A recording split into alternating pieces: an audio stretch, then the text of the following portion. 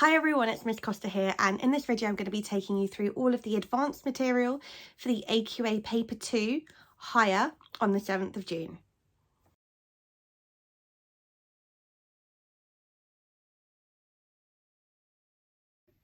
Okay, so let's start off with the equation of a circle. Now, when we're doing the equation of a circle, you need to know that whatever the x coordinate is, take a squared plus the y coordinate, take b squared equals the radius squared. Now, all a and b are the coordinates of the centre of the circle. Normally, the centre of the circle is 0, 0, so you don't need to worry about this for a question like this. So x squared plus y squared, we're assuming the centre is 0. So that's why x squared plus y squared equals radius squared. So normally it's in its simplified form like this. Now, given that x squared plus y squared equals 16, we know that the radius squared must be 16. So over here, if we know that the square of the radius is 16, to work out what the radius is, we would do the square root of 16, which in this case is 4. So if we know that the radius is 4 centimetres, what would the length of its diameter be? Well, the diameter is always double the length of the radius. So in this case, the diameter would be 8 centimetres. Now, for part B, we are told that a circle with centre 0 passes through 6, 0. So once again, the centre is the origin, so we don't need to worry about doing anything crazy with the x squared and y squared. So let's just draw a quick little sketch. We know the circle passes through 6, 0, and the centre of the circle is the origin. So 6, 0 would be, let's say, roughly here. And your circle is obviously going to have a radius of equal length around the whole way. So how could we represent an equation for this? Well, we know that if this is the centre and the circle passes through the point 6, 0, that the radius must be of length 6, because the distance of x is 6. Okay, so that must mean that x squared plus y squared equals 36, because the equation of every circle is x squared, the x coordinate, so in this case 6. Now, if we wanted to do it in the technical way, we'd say x take away 0, which is 6 take away 0, which is 0.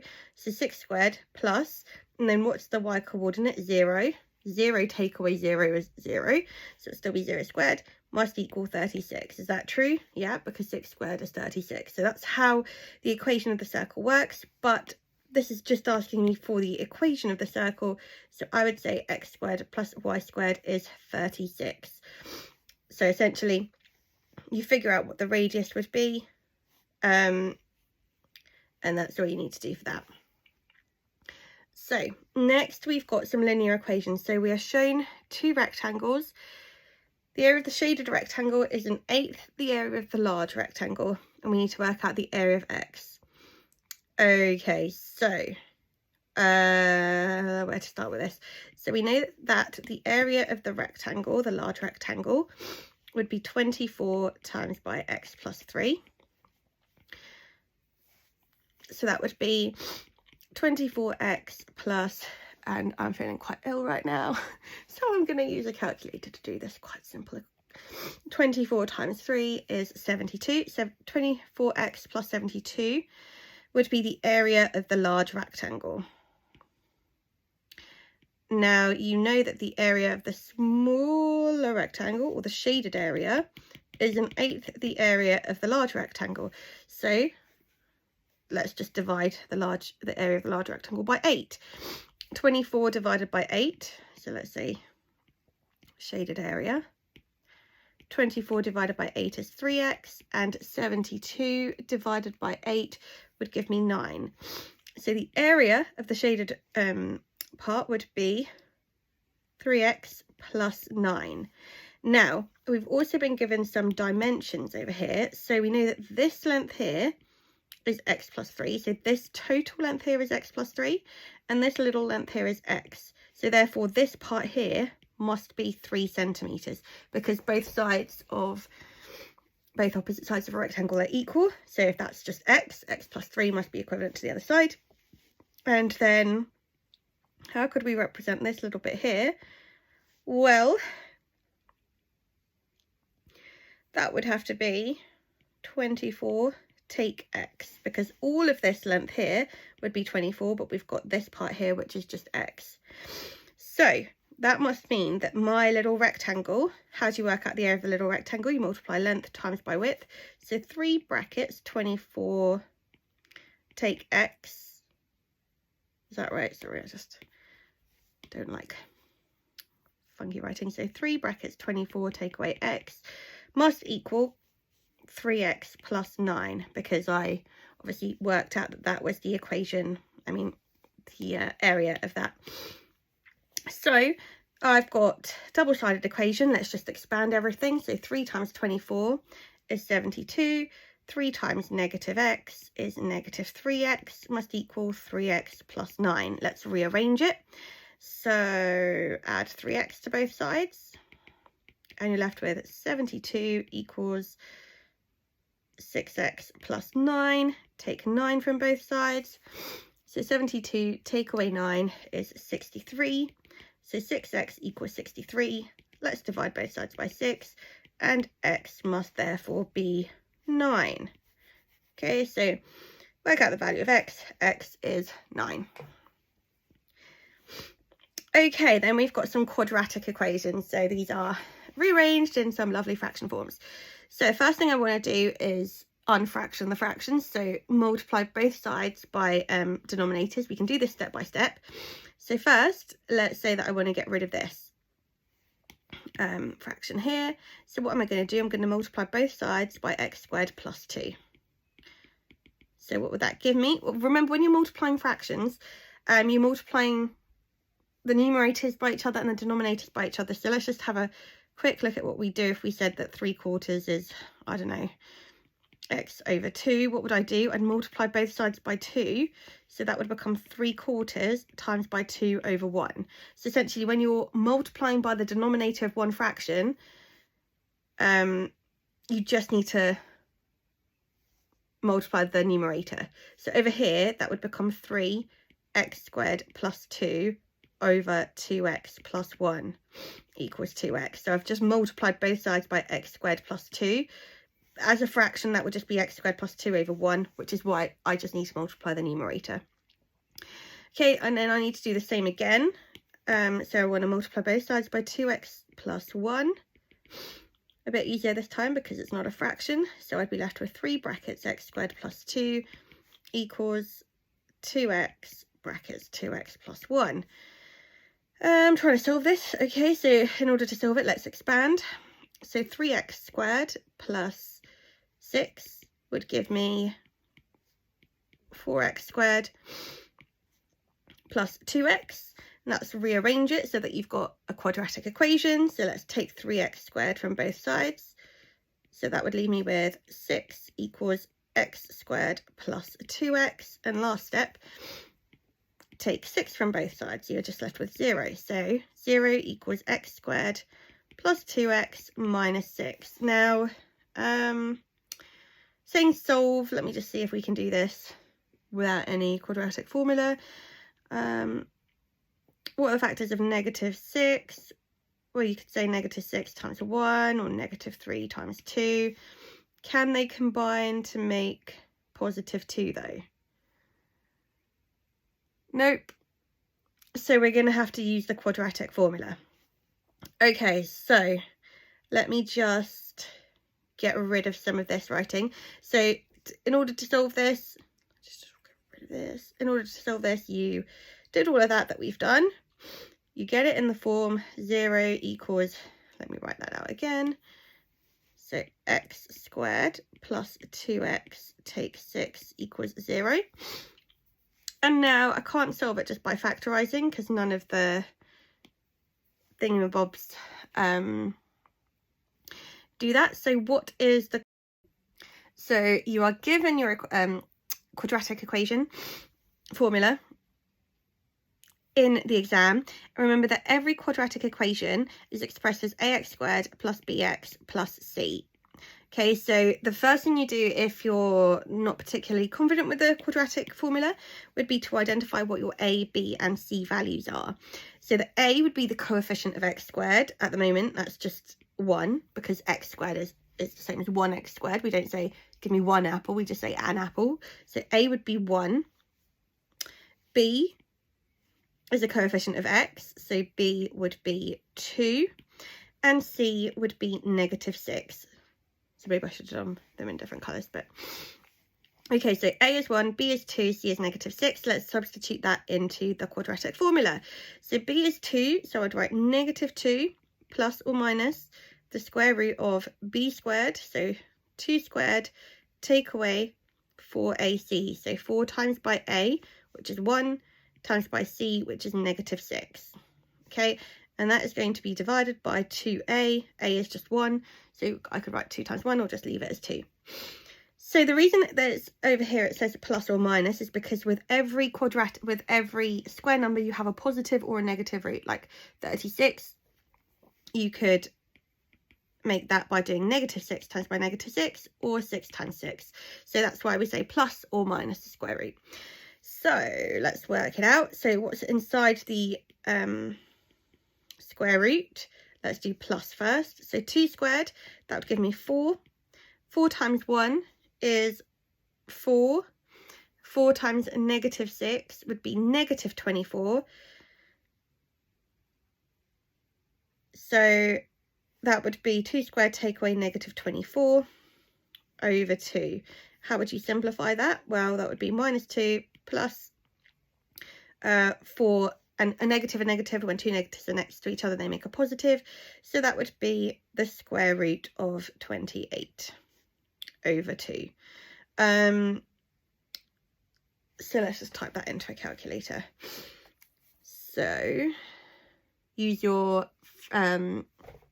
fraction button to make it a lot easier, and then you just write -2 plus root 28 over 2, and that would give you x is -1 plus root 7. You can press the SD button to convert it. So in decimal form it would be 1.6457, blah blah blah. Okay, and then let's do the same except with subtracting. So x would be -2 minus root 28 over 2. So once again, let's enter that into our calculator, and it comes up with x is -1 minus root 7, because of 28 over all of that, you could divide everything by 2. So let's turn that into an SD. That would be -3.645751, blah blah blah. It hasn't told me to round to a specific number of decimals, so I'm not going to do that. You can leave it in its third form, especially if it doesn't tell you what to do. Okay, so then we've got a number line inequalities. So n is an integer. An integer just means a whole number, so no decimals. It can be positive, negative. So we want to figure out the values of x when -11 is less than or equal to 2x plus 3, blah blah blah. Okay, so when you're solving an inequality, this little bit in here needs to just be x. So it's like as though we were solving an equation, except whatever we do to one side, we have to do to every single side. Normally it's just the other side, but now it's both sides. So first step would be to take 3 from here. So I take 3 from everything. So that would become -11 take 3 is -14 is less than 2x, which is less than or equal to 10. Because 13 take 3. And then what do I do? Well, I'd have to divide both sides by 2, except now I have 3 little sides. So let's divide everything by 2. So that's -7 is less than x, which is less than or equal to 5. And I'm being asked to represent the solution on the number line below. So first thing I do, I just draw a circle above -7 and 5, because I know my x values have to be in between these two. Now, if you've got, so if it's less than or greater than, then you just leave a blank dot. If it can be equal to that number though, so if that number can be included in your values, you colour the dot in. So it's less than or equal to 5, so I'd colour that dot in here. It's simply x is greater than -7, so that dot would just be left as blank, and x has to be in between these numbers. So that is that. I've just reread the question. It hasn't asked you to solve it. It said write the values of x. So let's go back and do this one. So x cannot be -7 because it's greater than -7. -7 is less than x. So it's not going to be -7. But, and especially if I use my number line, that's actually a little cheat that you could do, because x could be all of these values. So let's write them down. -6, -5, -4, -3, -2, -1, 0, 1, 2, 3, 4, 5. Okay, they are all of the values that x could be. Okay, so next we've got the factorisation of a quadratic, except we're not presented it in a quadratic form necessarily. So first thing we're going to need to do is rearrange this so that it's in a quadratic form, which is ax squared plus bx plus c. Once we've done this, we could use a quadratic formula. Now, you know you're going to want to use your quadratic formula because it says give your answer to 2 decimal places, which means they're definitely not going to be nice integer factors. So let's rearrange to make one side equal to 0. So first step, I'm going to add 8x to both sides. So that would give me x squared plus 9x plus 1 equals 8. And then I would take 8 from both sides. I'm just rearranging it to give it into the normal quadratic form. So x squared plus 9x, 1 take 8 is -7 equals 0. Okay, so you've got it rearranged into this form. Let's just write that up here. X squared plus 9x take 7 equals 0. Now remember, what is the quadratic formula? You are given it. You don't need to memorize it, but you obviously need to know how it works. So the quadratic formula is -b plus or minus the square root of b squared take away 4ac. And that is all over 2a. Okay, so that would give you the values of x. Now remember that with any square number, you're always going to have a positive and a negative square root, which is why it says plus or minus. So let's first of all figure out our a, our b, and our x values. Well, the a value is the coefficient of x squared. In this case, there is no number, so it's just 1, because x squared is 1x squared. For b, the coefficient is 9, because that is the coefficient of just x. And then c would be -7. Okay, so now we've got that, we can substitute into the quadratic formula. So minus b would be -9 plus or minus 9 squared take 4ac. So 4ac just means 4 times by a times by c. A is 1 and c is -7. And that would be over 2a. Now we know a is 1, so that would just be over 2. So x is going to be -9 plus, let's just simplify what's in the discriminant. So 9 squared is 81. 4 times 1 is 4, times by -7 is -28. And 81 take -28 is going to give you, like I said, I am feeling very ill. My brain is not top notch, so let's use a nice calculator. Also, it's a calculator paper, so why not? Okay, so that means that inside here, inside my square root, that would simplify to 109. So you're going to type in x is -9 plus the square root of 109 over 2. And that's going to be your first answer. And then you've got x is -9 take the square root of 109 over 2. So you just make your life easier. Use the little calculator button on your, fraction button on your calculator. Type everything in. So -9 plus the square root of 109 over 2. Press the SD button so that you can convert it. So you know your first value of x is 0.7201 blah blah blah, but they have told us to give it to 2 decimal places, so your final answer would be x is 0.72. Or now all you need to do, you don't need to type everything in again, use the little arrows on the calculator, delete, and put the negative sign in. So that would give you x is -9.7201 blah blah blah blah blah. It's to 2 decimal places, so we look at the second decimal place, and that would be x is -9.72. Okay, so there are your 2 answers. Remember, with a quadratic because it's an x squared, there's always going to be two answers. Well, not always, but generally. Okay, and that is how we do that. Okay, so multiplying out seems simple, and it is, but it's a little bit trickier than just a standard expanding bracket. So here you've got 3 brackets. Now, you can do this just the multiply out kind of way, but I'm going to show you something that I would personally recommend. So the first step, fine, do your little FOIL method or whatever you call it.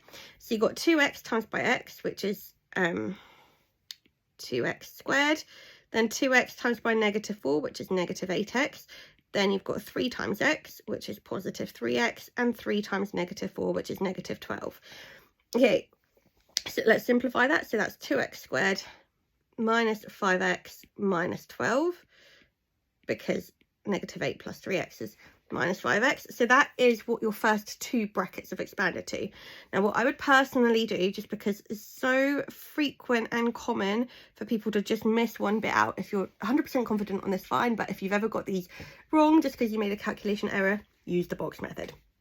So now what you want to do is just multiply them out, but in a logical, coherent way. So you write each part out, 2x squared, take 5x, take 12, and then you write your final bracket along here, 3x plus 2. So my phone cut out, so I can't remember exactly where I got to, but you've drawn out your box. The top expansion, so the expansion of the first 2 brackets goes along the top, and then the third bracket goes there.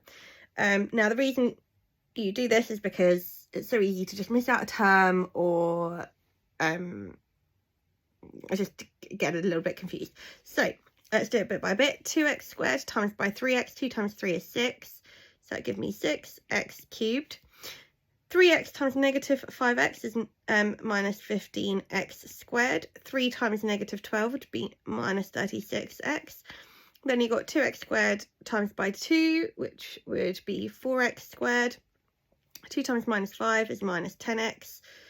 And 2 times -12 is -24. Now, what you should realise is that the diagonals of these, they're always going to simplify, so it makes your life easier that way too. So you know that these are going to simplify, and these are going to simplify, and so forth. So let's write that out. It would be 6x cubed, and then you could just do simplifying in the box. So 4x squared, take 15x squared, would be minus 11x squared. And then you've got minus 36x minus 10x, which would be minus 46x minus 24. And then, so that's your first 3 brackets here. Then you've also got this over here. So let's just expand that quickly. That would be minus 3x, and -3 times by 7 is minus 21. So let's just simplify that even further. So what have we've got? We've got 6x cubed. That just stays the same. Take 11x squared, and then we're just simplifying this. Minus 46x, take away 3x would be minus 49x, and minus 24, take 21 would be minus 45. And that is how you multiply out and simplify. So fully recommend doing the if you come across 3 brackets, doing it that way. But you do whatever it works best for you. I just highly recommend that. Okay, now we've got completing the square. So x squared take 7x take 2 can be written in the form x take a squared, blah blah blah. So all completing the square means is you want to write the first part. So you've got x squared take 7x. Oh, this is not a nice one, as in it's got fractions in it. So you take the first part of your expression and you want to write that as though it was a perfect square. Now, all a perfect square means is, a quick demonstration, let's say x plus 3 squared. That would be x, and then you've got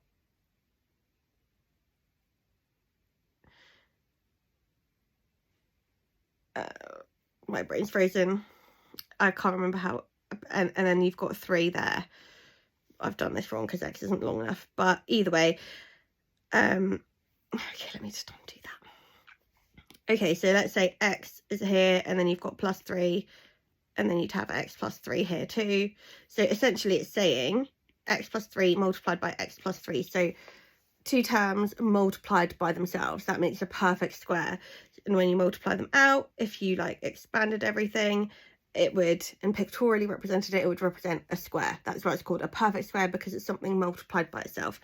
So x plus 3 squared, that would expand to make x squared plus 6x plus 9. So in the completed square form, as a perfect square, that's how we'd write it. So essentially I'm telling you this because the quick shortcut way of completing the square or factorising this would be, we look at x squared plus 6x, and we always halve the coefficient of x, and that would tell us what we need to do in order to get it back to the completed square form. So all I'm doing is I look at the first part of my quadratic, and I want to write it in its completed square form. Now to do that, you halve the coefficient of x. In this case it's -7. Half of -7, you could either write it as -7/2, or you could write it as a decimal. I'm trying to think which we could do. Let's do it as a decimal. Okay, so x take away, what should we do? Yeah, never mind, it doesn't matter, it's the same thing. So either x take 3.5 or x take away 7/2 squared. It's a calculator paper, so let's leave it as a decimal. So think to yourself now, if I were to expand this, what would I get? Well, x take 3.5, oh, that shouldn't say x, just x take 3.5 squared. That would give me x squared take 3.5x take 3.5x plus, because a negative times by a negative, 3.5 times by 3.5 is 12.25. So if I were to write this and expand just this little part into a perfect square, it would be x squared take 7x plus 12.25. Now, I obviously don't want to get plus 12.25. I want to get to x squared take 7x take 2. So what's the difference between this expanded form and x squared take 7x take 2? Well, how do you get from 12.25 to -2? You subtract 14.25. So that's what I'm going to write here, 14.25. So the values of a would be -3.5. Or actually it already tells you that it's taking away, so you just say the value is 3.5. And the value of b, it already tells you that it's -14.25, so you just say the value of b would be 14.25. So completing the square, all it means is look at your first, there's a proper video explaining this. If you need help, go watch the completing the square video. This is just a quick recap, but that is how we to do this. Okay, next question. The diagram shows some of the coordinates of the vertices of a cuboid. Vertices just means the corners, the sharp bits where if you walked into it would really hurt. Okay, so write down the coordinate of vertex A. So this is a three-way coordinate, it's like a three-dimensional coordinate grid. So let's look at how we'd write this. So you always write your coordinates alphabetically, so x, y, z. So along the x-axis, A is 8. Then it goes up here, so the y coordinate would be 12. And then how far out is it? Well, it's in terms of the z-axis, it's 0 because it's right at the back. It's not jutted out forward at all. Okay, so the vertex A would be 8, 12, 0. Then let's have a look at vertex B. Where's vertex B? Okay, so over here. So once again, the x coordinate, now this is where it gets a little bit tricky because you have to go backwards. So let's think about the coordinates that we know. So you know that the z coordinate would be 5. So let's fill that one in. We know it's jutted out. We know that the y coordinate is 12 because it's parallel to that. So the y coordinate will be 12. And then the x coordinate, so that is where this point is along the x-axis. If we just took it back, we know that this is still at where x is 0. So that would be 0, 12, 5, because along the x-axis it's still at 0. It's just a three-dimensional shape. And then we need to work out the volume of the cuboid. Oh, isn't that fun? Okay, so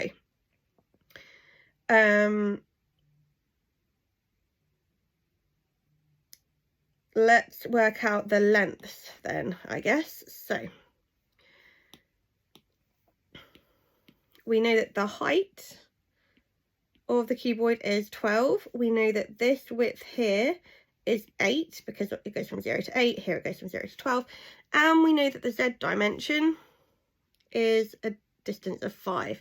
How do we work out the volume of the cuboid? Well, you could work out the area of the cross section and then multiply it by the length. So in this case, we've got 8 times by 5 times by 12. So 8 times 5 is 40, 40 times 12, 4 times 12 is, oh my brain. Okay, so 40, 8 times 5 times 12, 480. So the volume would be 480. Maybe it's supposed to say centimetres. If it did, it would be centimetres cubed. If not, just units cubed. Okay, now we've got perpendicular lines. So a really important thing to know about perpendicular lines is, unlike with parallel lines where the gradients are the same, their gradients multiply to make -1. So essentially, the gradient of your line is going to be the negative reciprocal. So let's see. We have line A has the equation y equals 3x, take 2. So the gradient of line A is 3. And the gradient of line B, well, what would I need to multiply 3 by to get to -1? Or what is the negative reciprocal? So reciprocal just means if you wrote it as a fraction, so 3 over 1, you flip it. So the reciprocal of 3 over 1 is 1/3. And the negative reciprocal, you just whack a negative sign in front, so it'd be -1/3. Does that work? 3 times by -1/3. That gives me -3 over 3, which is -1. So yes, it does. Okay, so perpendicular lines, they have gradients who their gradients multiply to make -1. Okay, so now I know the gradient of my line is -1/3. I could use the equation of a straight line. Every straight line can be written in the form y equals mx plus c. Remember where m is the gradient and c is the y-intercept. So let's substitute what we know. We know that y is -1/3 x plus c. They've also told me that line B passes through the point 3, 7. Remember, every coordinate is written in the form x, y, and they've given you this information because you can substitute it into your equation. So when y is 7, x is 1, so -1/3, y is 3, so -1/3 times by 3 plus c. So what's -1/3 times by 3? That is -1. So 7 equals -1 plus c. Let's add 1 to both sides. So c equals 8. So the y-intercept must be 8. So the full equation of my line would be y equals -1/3 x plus 8. And that's that. Okay, turning point. So in order to work out the turning point of any curve, you simply complete the square. So let's do that. How do we complete the square? Remember that try to find the perfect square. So x squared plus 3x, let's halve the coefficient of x. That would give me x plus 3 squared. So if that was a perfect square, then x plus 3 squared, let's expand that. That's x plus 3, x plus 3. That would give me x squared plus 6x plus 9. I've just simplified it quickly for quickifying purposes. So that is what that would be. X plus 3 squared would expand to make x squared plus 6x plus 9. However, you are not trying to get x squared plus 6x plus 9. You are trying to get it to be x squared plus 6x take 5. So what is the difference from this perfect square? How did you get from there to -5? What would you have to do to your equation? Well, 9 to minus 5 is you would take 14. So you just write that there. Okay, so you've got your your completed the square form. And the turning point would be whatever, so let's say y equals x plus 3 squared take 14. Well, your y coordinate, I don't know what I'm trying to say. The point is your turning point is going to be whatever the negative part of whatever is in the bracket, so that would be -3, and your y coordinate would be whatever is left over. So by completing the square, work out the value of a is -3. So your y value is always the actual value of the leftover thing here, and your x coordinate is always the negative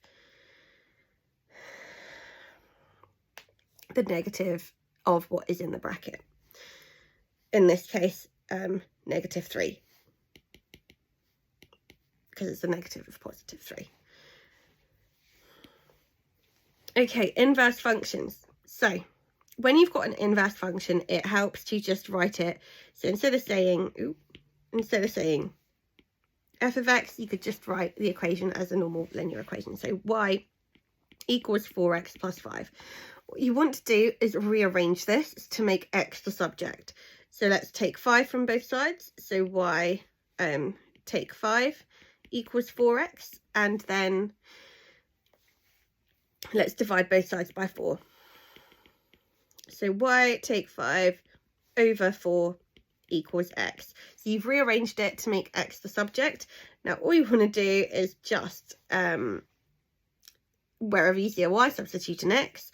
So f to the -1 of x is going to be x take 5 over 4.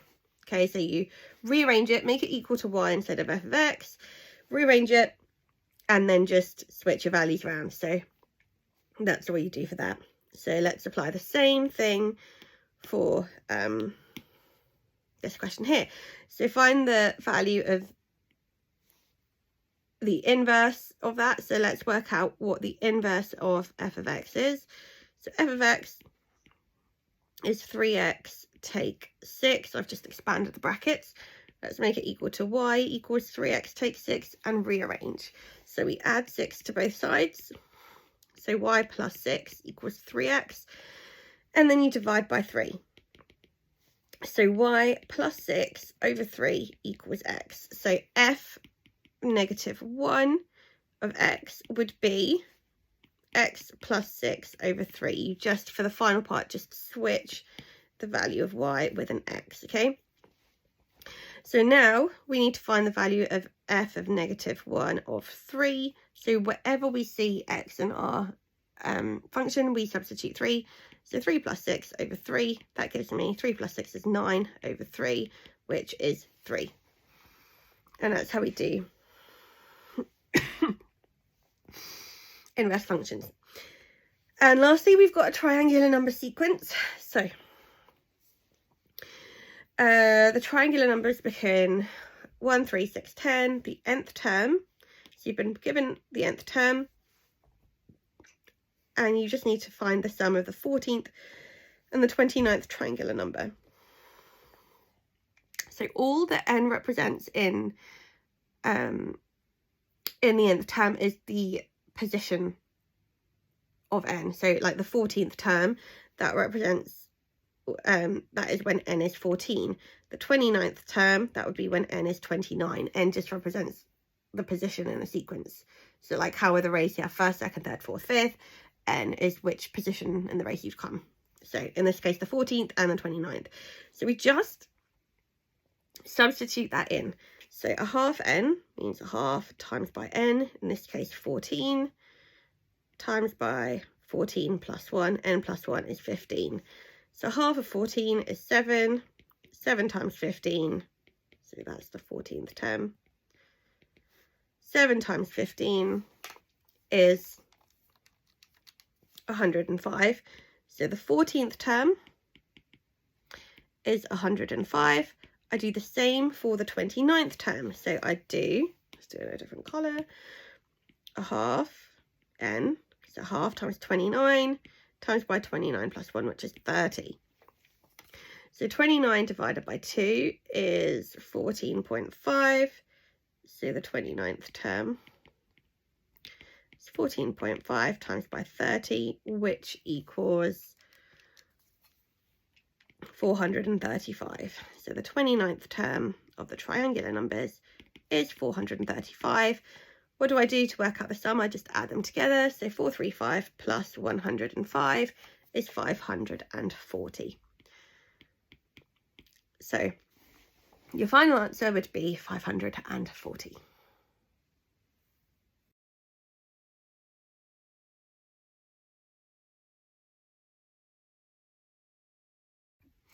Okay, so now we're moving on to the number topics.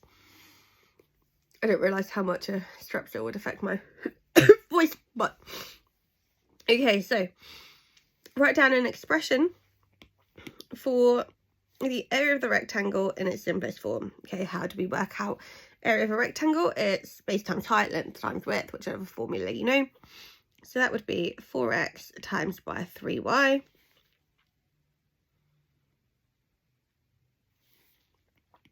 So that would just be 12xy. Trying to see if this is a trick question or not, but I don't know. 4x times 3y means 4 times x times by 3 times y, which is 12xy. Okay, so the area of the rectangle is 12xy. Now I am told that x and y are prime numbers and the area of the rectangle is 1092 centimeters squared. Great. So that means that 12 times by x times by y is 1092. Now let's make our life a bit easier by dividing both sides by 12. So 1092 divided by 12 is 91. So I know, let's just rub this out, that x times by y must equal, what did I say? 91. Because you divided both sides by 12. Okay, so you know x and y are prime numbers. What are prime numbers? They are numbers that have only two factors, 1 and itself. So obviously 2 is the first prime number, then 3, 5, 11, 13, 17, 19. Now they need to multiply to make 91, so your options are going to be fairly limited. You should know your prime numbers kind of off by heart, like at least these first few. So let's just try some things out. So let's say, I don't know, 19 times by 5. What would that give you? 19 times by 5 is 95. Oh, it's close. Okay. Oh, 7 is also a prime number. I missed that one now. Okay, so maybe let's try 17 times by 7. That's 119.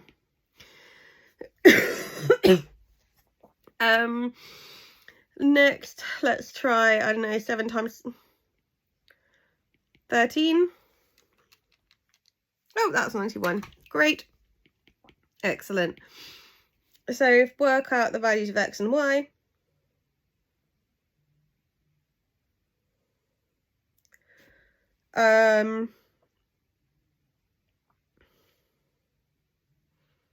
Let's think. 1 is 7, 1 is 13. Does it matter? Probably. So let's try, I don't know, 4 times 7 is 28, 3 times 13 is 39. Does that work? 28 times by 39 is 1. Okay, great. So that must mean that x is 7 and y is 13. If not, we would have just substituted them in. With x being 13 and y being, let's see if that works actually. So 4 times 13 is 52 times by 21. Oh, it worked either way. Didn't matter, apparently. Okay, let's move on. Find the reciprocal of the cube of 6. So what is the cube of 6? 6 cubed just means 6 times 6 times 6. 6 times 6 is 36. Times 6 is 216. Let's just double check. Yeah, great. So 6 cubed is 216. I need to find the reciprocal. All the reciprocal means is if I turn it into a fraction, and to turn any number into a fraction, you just write it over 1 and then flip it. So its reciprocal would be 1 over 216. And that is it. That is all reciprocal means. So now we need to find the reciprocal of this number. What does it mean? Well, if it's a fraction, you flip it. It's already a fraction, so all you need to do is flip it. So that'd be root 5 over 1. Anything over 1, you don't need to write it as a fraction because anything divided by 1 is itself. So that would just be the root 5. So let's give your answer to 2 decimal places. So just plug it into your calculator. Root 5. Hopefully you know that if you just press the little SD button over there, it converts it to you. So root 5 is 2.23606 blah blah blah, and it says the 2 decimal places. So let's look at our second decimal point. It is 3. Look next door, it's more than 5, so we add 1 more, so that would be 2.24. And that is it. Okay, bounds. Oh, this is going to be a long question. Okay, right. Alba's grocery van can safely carry, and if it can safely carry it, it means you definitely absolutely cannot carry it anymore. So Alba's grocery van can safely carry a maximum load of 495 kilograms. She wants to use her van to transport 20 crates of plums, each weighing 12 kilograms to the nearest kilogram. Okay, so 12 kilograms to the nearest kilogram. And because we are being asked if she can safely carry it, we're going to have to assume that everything, we don't know what the value is. We know it's 12 kilograms. It could actually be 11.9 kilograms. It could be 12.2 kilograms. But this is a bounds question, so we have to assume the upper bound, the upper value, in order to make it safe. So 12 kilograms to the nearest kilogram.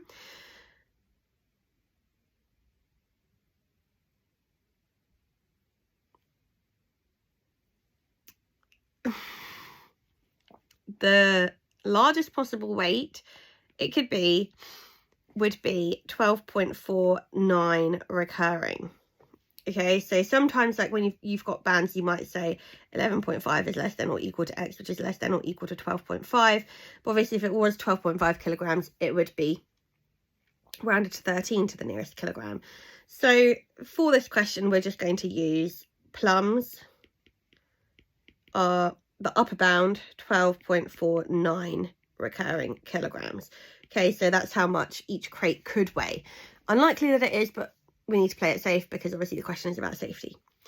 Then it tells us that she has 30 crates of apricot, each weighing 8.5 kilograms to the nearest 500 grams.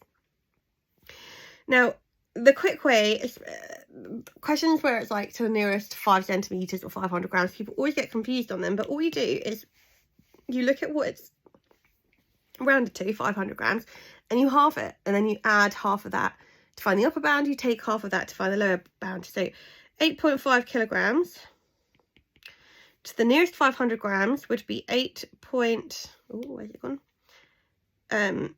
500, half of 500 is 250 grams, so that would be 8.75 kilograms, but that would be the absolute upper bound. It would be less than or equal to 8.75 kilograms, so it could be 8.749 recurring kilograms for the weight of the apricots. That's the upper bound. Obviously it could be less, but we are working with upper bounds because the question is safety. So 8.749 recurring. Can she safely? Okay, so plums, we have 20 lots of them, so let's multiply that by 20. And apricots, we have 30 crates. I'd quite like some plums and apricots right now. Okay, so 12.49. okay, and now when you do your little recurring thing, remember to actually sorry, I just got a notification on my phone. I think my Amazon has been hacked, but we'll deal with that in a little bit later. 12.49, you use the recurring thing, the recurring button. So you press shift and the little recurring thing. So 12.49, oops, 9 recurring times by 20.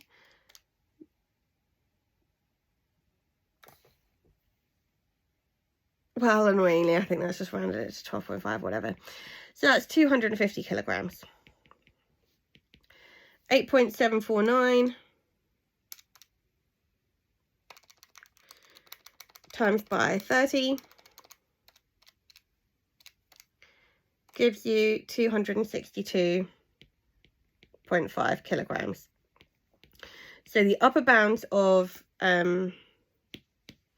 plums is 250, the upper bounds of the apricots is 262, so let's add them together, and that gives us 512.5 kilograms. So nope, sadly Alba cannot safely use her van to transport her shop's groceries because we have not been given the exact amount. If we knew that it was 12.1 kilograms and 8.6 kilograms, yeah, maybe it would be safe, but we have only been given it rounded, so sadly she is not fit to fly or drive, whatever these things. Okay, products of fractions. So I mean, this is a calculator paper, so I could show you how to multiply fractions, but that's done in the non-calculator paper. Make your life easy, time is limited. Type into your calculator 2 2/3 times by 1 1/5, and use that little button there, shift, and then that little thing there, and that tells you, I mean, you can do that. So 1 1/5 equals 16/5. So the calculator, unfortunately, it can do the hard work for you, but it does not finish the job off. So that tells me it is 16/5. So it will give it to you as a improper fraction. It won't convert it to a mixed number for you. So 16/5, we need to convert that into a mixed number. Write out your 5 times tables. So you got 5, 10, 15, 20. You know that 5 fits into 16 3 times. So you've got 3 lots of 5/5, which will give you 15/5. And what's left over? 1/5. Okay, so 3 1/5 is your answer as a mixed number. Oh, we've made our way through number quite quickly. So negative indices. Okay, now a negative indice, just to do a quick little example, all it means is the reciprocal of itself, kind of. So let's just do it with 5 because that is the question. What would, I don't know, let's start with 5 squared, 5 cubed, 5 to the power 4, Okay, so just to demonstrate so that you can use this if you get stuck in any kind of exam. 5 to the power 4, I don't know that off by heart, so let's just 5 times 5 times 5 times 5 is 625. 5 cubed is 125. 5 squared is 25. 5 to the power of 1 is 5. Now what's happening each time you go down, you are dividing by 5. Okay, because each time you multiply by power 5, you're multiplying by 5. So what we have to do is follow the pattern. And people are always like, why is 5 to the power 0, 1? Why is anything to the power 0, 1? It's because you have to follow the pattern. So if we divide it by 5 again, what's 5 divided by 5? 1. And that is why anything to the power of 0 is always going to give you 1. And if we follow the pattern, this is why we end up with the reciprocals. So a negative fraction, what am I going to do? I'm going to have to divide by 5 again. What is 1 divided by 5? That is just a fifth. What is a fifth divided by 5? That is 1 over 25. What is 1 over 25 divided by 5? That is 1 over 125. So each time I'm dividing by 5, and hopefully you can see that the positive power is what am I trying to say? I'm trying to say that 5 squared is 25, so 5 to the power minus 2 is going to be 1 over 25. So essentially what you do is you write it as 1 over 5 to the power of whatever it is. So the value of 5 to the power of 1 is 1/5, which is 0.2. If they ask you for the value of 5 to the power of negative 2, 5 to the negative 2, another way of expressing that is 1 over 5 squared.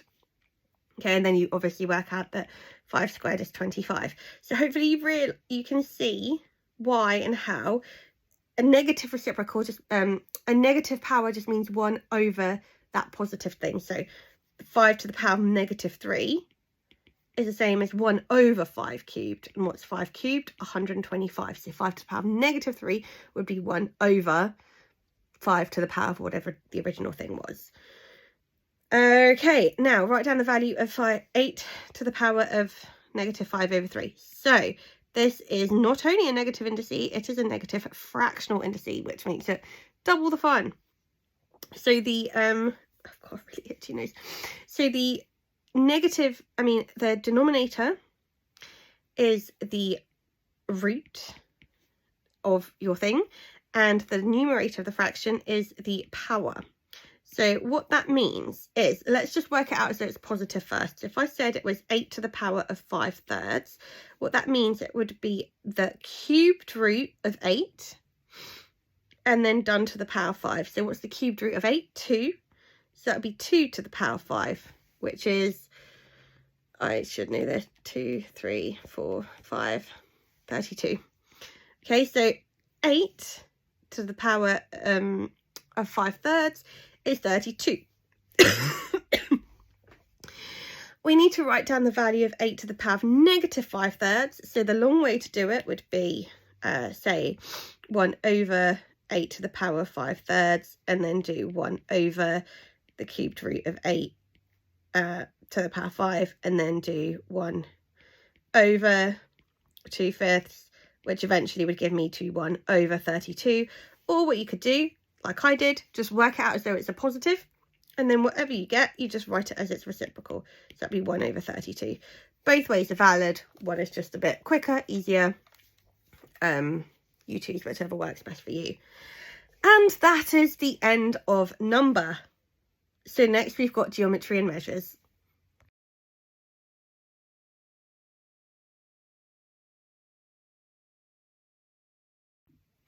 Okay, so geometry measures, and let's start it off with compound shapes, volume.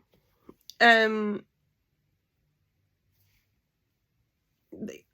that was one of the things. That's very nice and specific. Okay, so in order to find the value of a volume of a compound shape, first thing you want to do is work out the volume of the cross section. Now the cross section is simply well, usually it's going to be the front face, but if you imagine a cake and you are slicing that cake, you want every slice to be identical.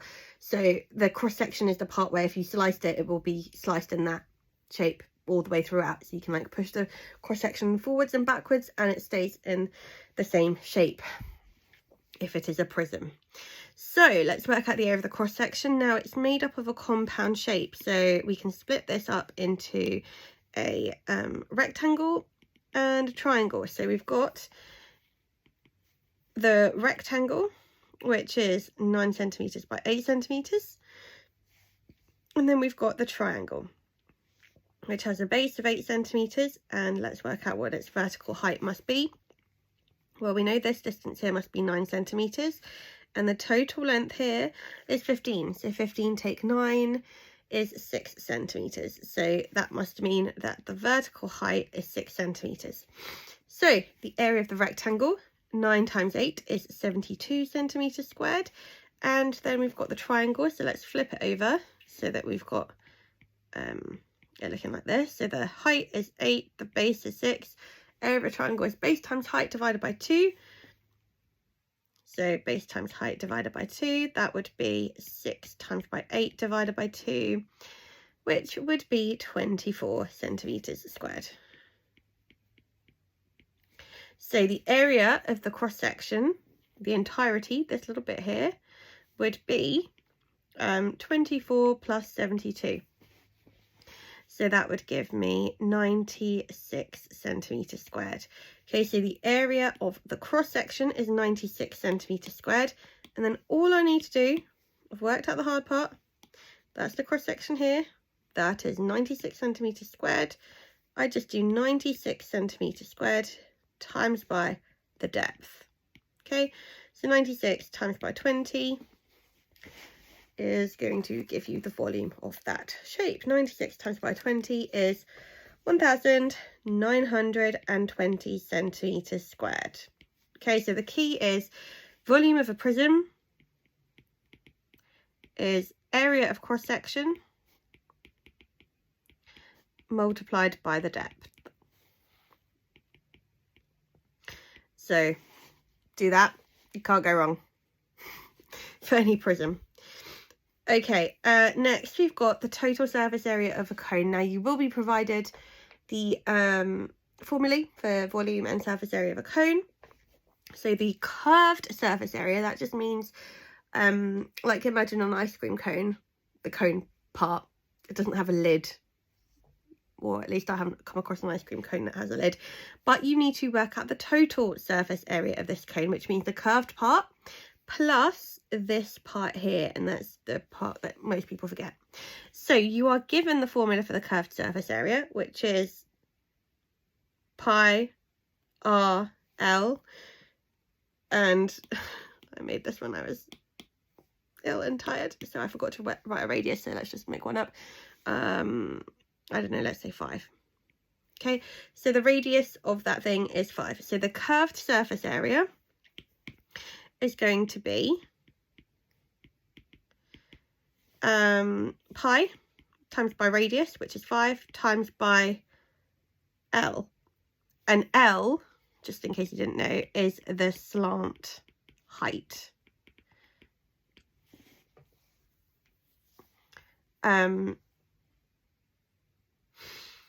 Which is 12. So 5 times 12 is 60. So that would be 60 pi. So the curved surface area would be 60 pi. We can just leave it in terms of pi for now until we get to the end of everything. So curved surface area is pi. And then what else do we have? We've got this circle here, the area of the base. What's the area of a circle? It's pi times radius squared. So in this case, we would say 25 pi, because 5 squared is 25. So the area of the base is 25 pi. The curved surface area is 60 pi. So the total surface area would be 60 pi plus 25 pi, which is 85 pi. And it doesn't state whether we need to do it in a decimal or not, but if you did want to, that would be 267.04 centimeters squared to 2 decimal places. Okay, now here once again we've got a hemisphere. Now all a hemisphere is like half a sphere, so we want to work out once again the total surface area. It's important that we don't miss that out. Okay, so the surface area of a sphere, how would I calculate that? Oh, once again, I've not written out the radius. Let's just say that's 7 centimeters. Okay, so the surface area of the sphere, so let's imagine it's a whole sphere. It would be 4 times by pi times by 7 squared. So 7 squared is 49, and then 49 times by 4 is 196. So the volume of a full sphere would be 196 pi. So half a sphere, I would just divide that by 2. That would be 88. I'm just going to double check. 196 divided by 2 is 98. So 98 pi is the surface area of like this globular bit there. Now remember, that's just the curved part, and we want the total surface area, so we don't want to forget about the area of this circle, which is our base. So how do we work out the area of a circle? Area of a circle is pi times by radius squared, which in this case is 7. So that would give me 49 pi. So the total surface area would be 98 pi plus 49 pi, total surface area, which would give me 98 plus 49 is 147. So 147 pi. Let's turn that into a decimal. Just press your SD button. Oops, 147 pi, 47 pi is 461.81 centimeters squared to 2 decimal places. And that is how you work out the surface area of a hemisphere. Obviously, they might ask you for volume. You just do the same. You substitute the values in. Okay, volume scale factor. So these are actually really fun, but people sometimes don't seem to think they are. Now, 2 similar water bottles are shown.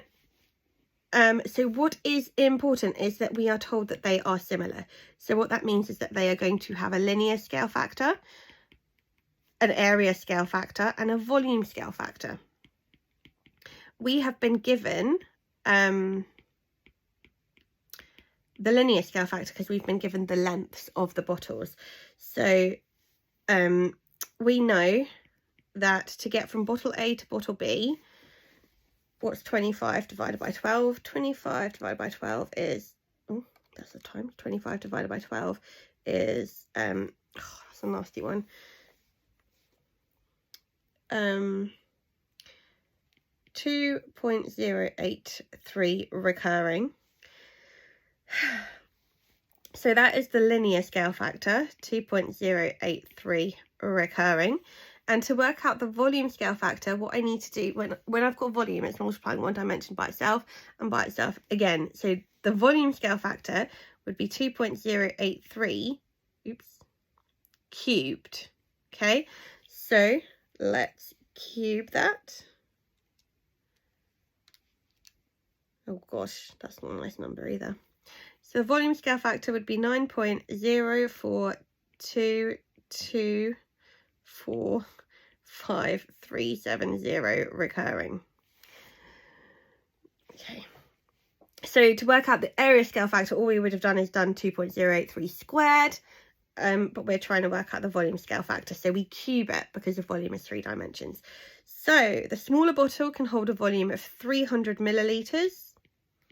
How much liquid can the larger bottle hold? So I'm not multiplying by the linear scale factor, which is 2.083. I'm multiplying by the volume scale factor.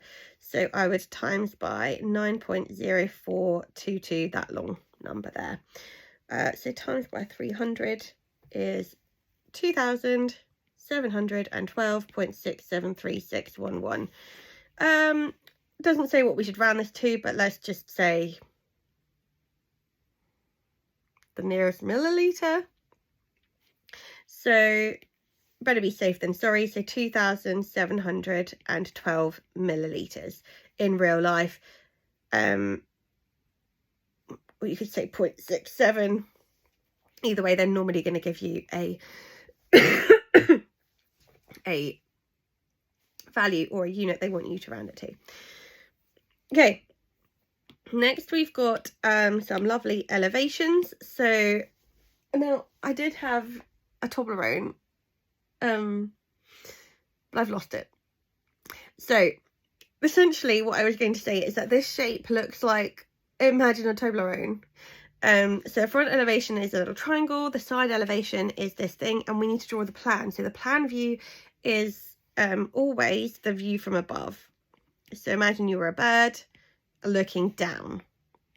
So everything is going to look flat, and it doesn't matter how high something is, it's still going to appear as like a two-dimensional shape. So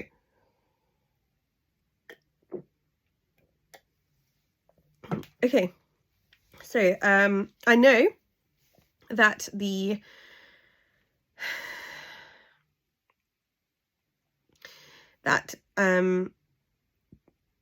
front of the thing is 1, 2, 3, 4.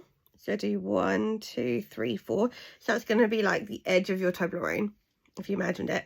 And then the side elevation, it tells me how long it is. So I know that the height is 2 for both of them, but this is a plan view, so it doesn't take into account the height. It just seems what I can view from above.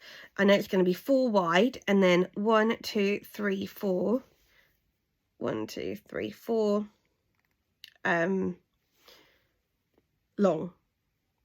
So you could, if you wanted to, is that 4? Did I do 4? Okay, I didn't do 4. Let's try that again. So front elevation would be 1, 2, 3, 4, and the side elevation 1, 2, 3, 4.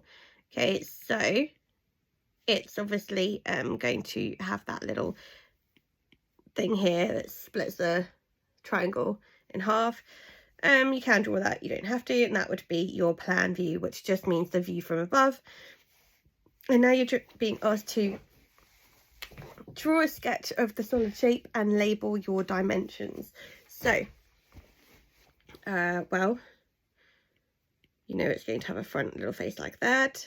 It's going to be a triangular prism, and let's label the dimensions. Well, we know that the height is 2 squares, because we were told that from the front and side elevation. We know that the length here is a 4, because we were given that here, so that's 4, that's 2, and then we know that the side elevation is also 4, and that's it. That's all we have to do for a plan. Okay, now we've got Pythagoras.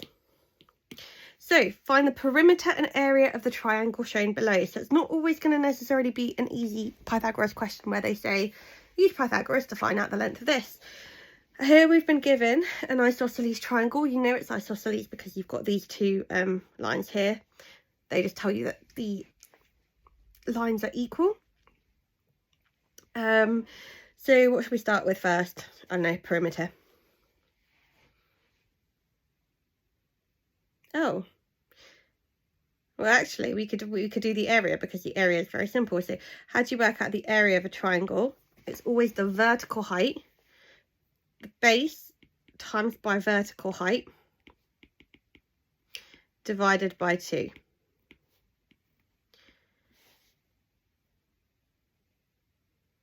So it's pretty simple.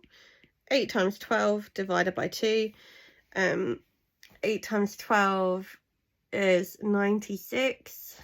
Let's just double check.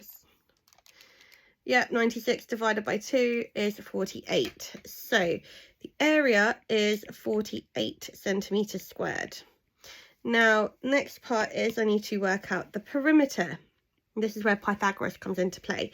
So it's an isosceles triangle. So what you could do is split it into 2 right-angled triangles, and that way you can use your Pythagoras. So we know that if I drew this out as a right-angled triangle, the vertical height is 12. Now you've split it in exactly half, like where your line of symmetry is. So this length here, that would be 4 centimeters because it's half of the base. And what do we need to do now? Use Pythagoras. So what is Pythagoras' theorem? It just states that a squared plus b squared equals c squared, where a and b are the 2 shorter sides and c is the hypotenuse. And the way you identify which is the hypotenuse is the side that is opposite the right angle. So a squared, that would just be 12 squared plus 4 squared equals c squared. So 12 squared is 144. 4 squared is 16, and that equals c squared. Now it doesn't matter which one's a and b as long as they are the 2 shorter sides. Okay, so 114 plus 16, 144 plus 16 is 160. So c squared equals 160. Square root of that is 12.649. 11064. But it says give your answer to 2 decimal places. So c would just be the square of 160, which is, what did I say, 12.649. So let's just say 12.65.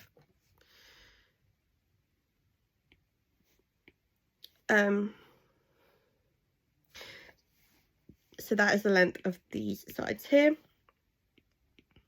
And how do you work out perimeter?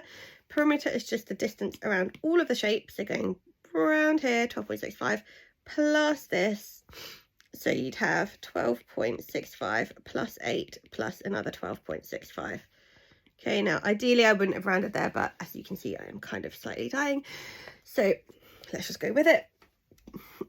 12.65 plus 12.65 plus 8 is 33.29822.128. So I used the answer, I didn't use 12.65. I saved it in my calculator.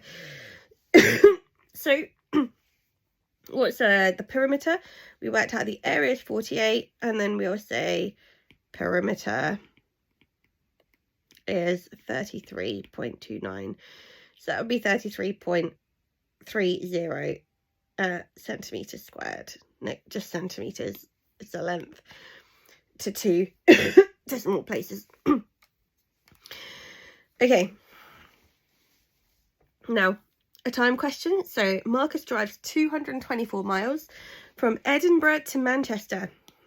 He drives at a speed of 68 kilometers, blah, blah, blah, leaves at 7 a.m. Is he in Manchester before 10:30 a.m? Okay, so let's just quickly work this out. What's the formula for speed, distance, and time? Speed equals distance over time.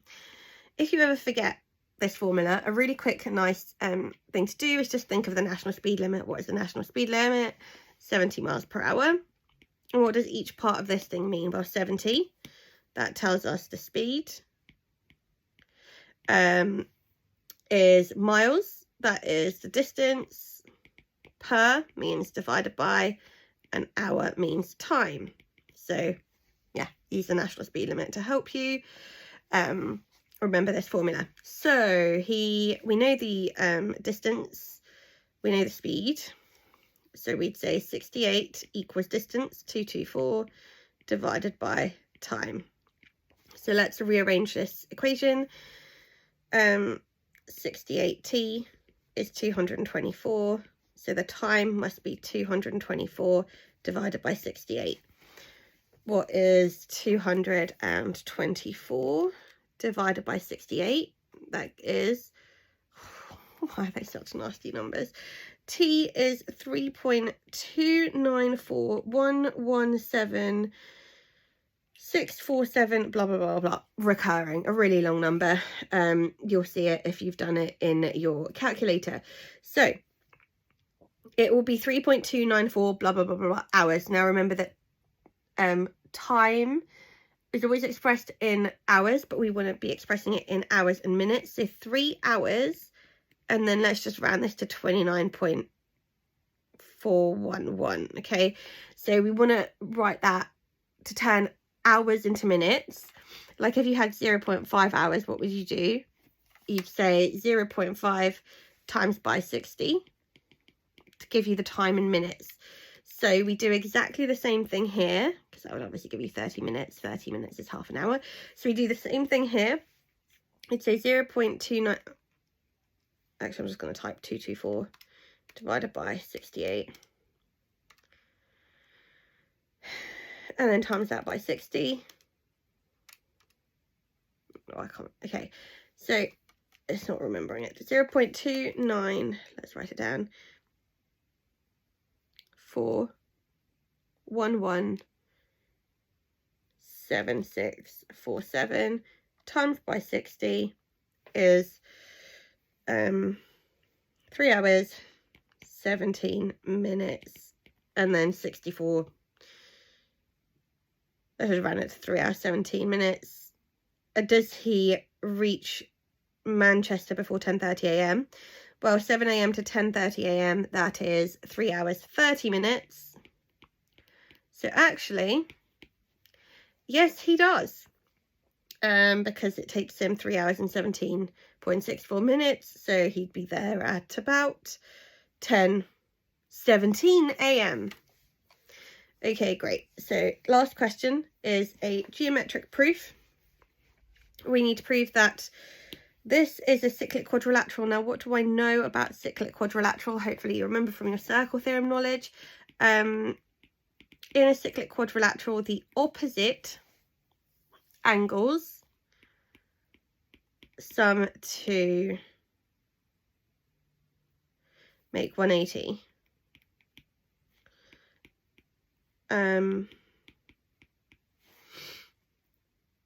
So let's have a look at how we could prove this. Well, this is an isosceles triangle, so I know base angles are equal, therefore that over here would be x.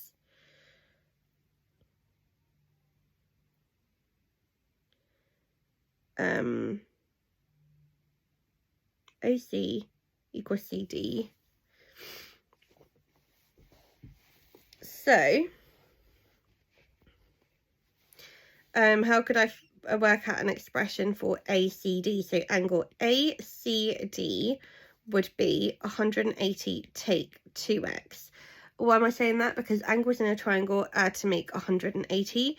So 2x plus ACD must be 180. Therefore, angle ACD is 180 take away 2x. Then what do I know?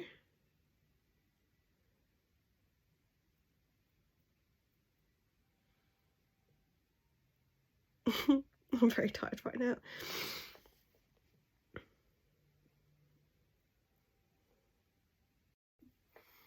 Okay, so if it was a cyclic quadrilateral, its opposite angles would sum to 180. So what are the angles here? Well, I know this angle here is 180 take 2x, and this angle here is 2x. So does that sum to make 180? Well, 2x plus 180 take 2x equals, let's simplify that. 2x take 2x is nothing, so that just equals 180. So yep, this is a cyclic quadrilateral. Okay, so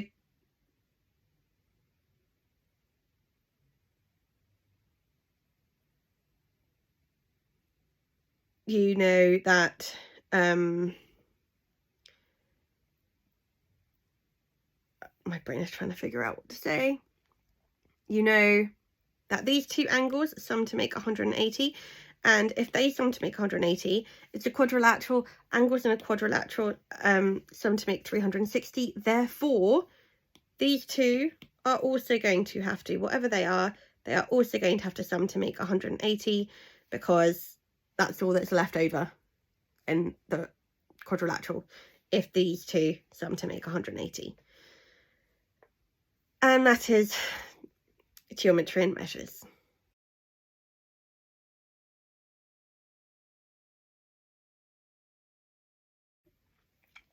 Okay, so ratio. Quite a few topics coming up on here. Now, let's have a look at this question. So Sophie, Esme and Bobby share a pack of Maltesers in the ratios shown below. So the ratio of Sophie to Esme is 5:4. And the ratio of Esme to Bobby is 2:7. Given that Sophie has 25 Maltesers, how many does Bobby have? Okay, so we know the ratio of Sophie to Esme is 5 parts. 1, 2, 3, 4, 5. Let's just label it. Always I would recommend just drawing it out visually so you can see what's happening. So 5 parts to 4 parts. So Sophie to Esme is 5 parts to 4 parts. Now, we are told that Sophie has 25 Maltesers. So that must mean that 5 parts are equal to 25 Maltesers. So 25 divided by 5 means that 1 part is worth 5 Maltesers each. So therefore, Esme must have 5, 10, 15, 20 Maltesers.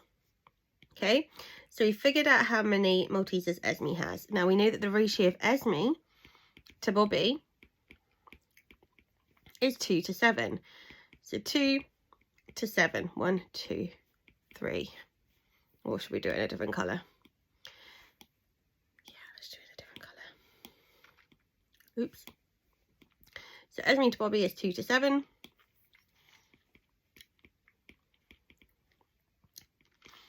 So 1, 2, 3, 4, 5, 6, 7.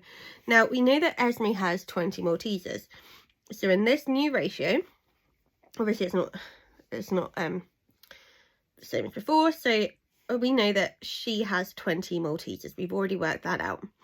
So in this ratio, if 2 parts are equivalent to 20 Maltesers, 1 part must equal 10 Maltesers. So therefore, if each part is worth 10 Maltesers, then Bobby must have 7 times 10, which is 70 Maltesers in total. So hopefully you can see by drawing them out, rationing the parts, it just makes life a lot easier. So 70 is your answer. Okay, so Christopher is sitting our coding exam. He gets 47 out of 53 marks correct. In order to get a merit, he needs to achieve 96% or above.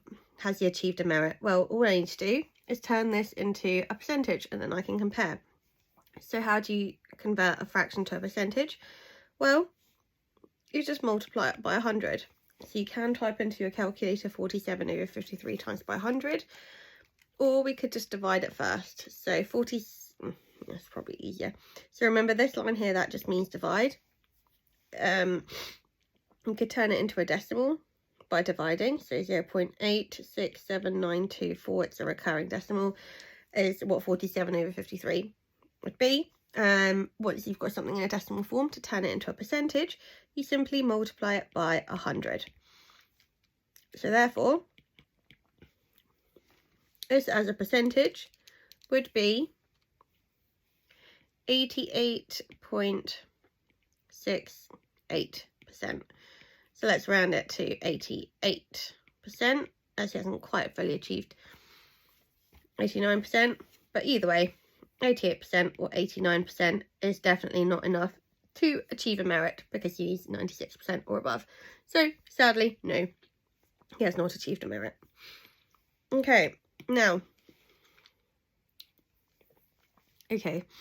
so a sprinter manages to complete a 100-meter sprint in 15 seconds. So the speed is 15 seconds per meter. We want to,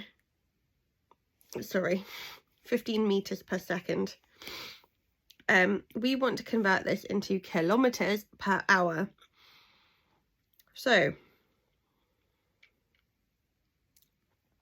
let's do it bit by bit.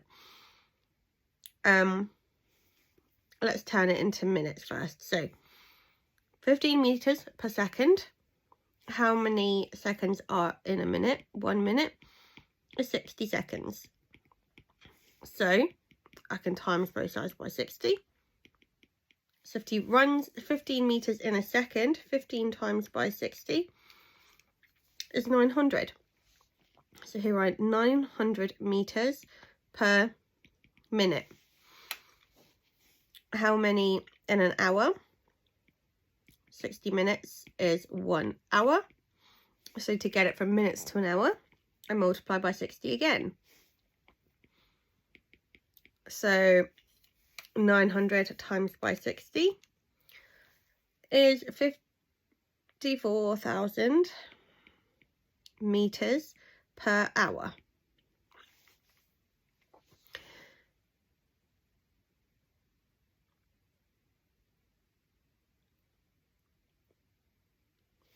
So now I want to convert it into kilometers per hour. So 1 kilometer is equivalent to 1,000 meters.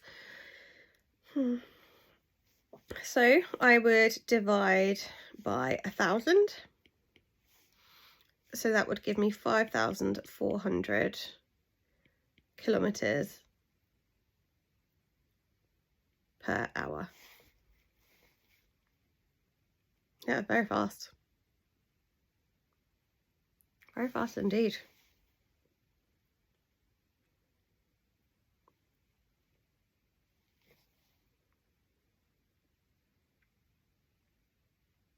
Have I done something wrong? 15 meters per second. 60 seconds would be 900 meters per minute.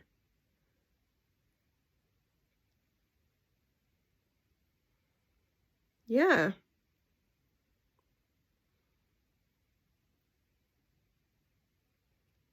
But obviously no one can actually maintain that kind of speed. That is very fast.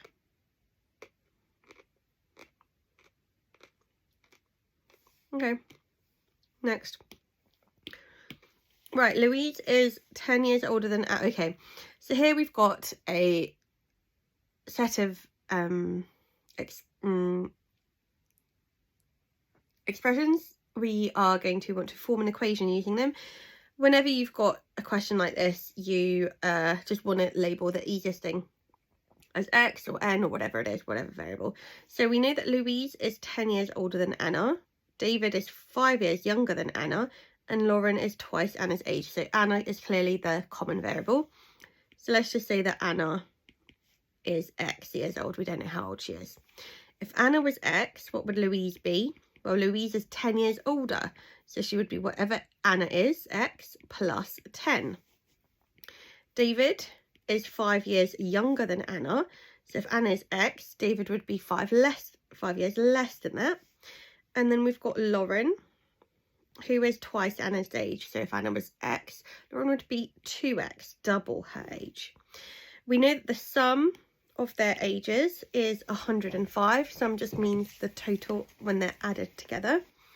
So we can write that to form an equation. So x plus 10 plus x take 5 plus 2x equals 105. Let's simplify. So we've got x plus x is 2x, plus x is 3x, plus 2x is 5x. 10 take 5 is 5. So 5x plus 5 is 105. Let's now solve this equation. Take 5 from both sides. 5x is 100. So therefore, if we divide both sides by 5, x is 20. So therefore, Anna must be 20. And we want to work out what Louise's age is as a percentage of David's age. So Louise, if x is 20, Louise would be 20 plus 10, which is 30. And David would be 20 take 5, which is 15. So what is Louise's age as a percentage of David's? Well, we'd write that as 30 over 15. 30 divided by 15 is 2. So how do we turn a fraction into a percentage? Well, we divide it and then we multiply it by 100. So therefore, Louise would be 200% of David's age because she is double his age. Oh, okay. Rate of output. This can be a long one. Okay, Philip owns a factory that makes donuts. He has received an order for a large quantity of donuts, and he knows that if he used 15 machines, it would take 18 hours for enough donuts to be made. Okay, so what I want to do with a question like this is work out what the machine hours are. So what that means is if he only had one machine, how long would it take him? So the total machine hours needed would be 18 times by 15. So that's 270. So 270 machine hours are needed. So if there's one machine, it would take them 270 hours. Okay, Philip plans to start making donuts at 6 AM on Monday morning with 7 machines. 5 more machines will become available at 2 PM, which he can use. So let's start off at 6 AM. He has 7 machines for 6 till 2. 6, 7, 8, 9, 10, 11, 12, 1, 2, 8 hours. So he has 7 machines that could work for 8 hours. So to work out how many machine hours that is, I would do 7 times 8, which is 56. So 56 machine hours have been used up. Now I have 270 machine hours in total. Okay, so 5 more machines will become available at 2 PM, which he can use. So at 2 PM, he will have 7 plus 5, which is 12 machines that will be running. And they'll become available at 2 PM. And at 5 PM, more will be released. So from 2 PM to 5 PM is 3 hours. So 12 machines will be working for 3 hours. So let's work that out. 12 times 3 is 36 machine hours. And then at 5 PM, all of his machines will be working. Another 2 machines.